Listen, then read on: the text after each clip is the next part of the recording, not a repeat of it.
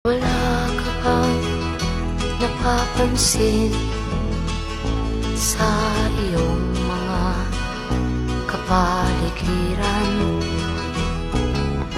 Kay dumi na ng hangin, pati na ang mga ilog natin. Hindi na masamang pagpunlat at malayo-layo na rin ang ating narating. Ngunit masdan mo ang tubig sa dagat, dati kulay asul, ngayon'y naging itim. Ang mga duming ating ikinalat sa hangin, sa langit, huwag na nating paabutin.